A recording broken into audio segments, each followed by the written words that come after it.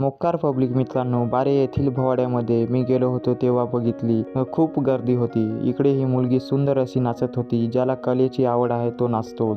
मित्रांनो, पैसे कमावण्यासाठी लोक काही पण जुगाड करतात. इकडे ही पाळणी बघा ना किती मोठाली आहे. खरं तर मित्रांनो, आदिवासी माणूस हा परंपरा लोककला जपण्याचा प्रयत्न करत आहे. ही बाई किती सुंदर नाचते. हिच्यासाठी तर मित्रांनो एक लाईक, कमेंट आणि शेअर करायला विसरूच नका.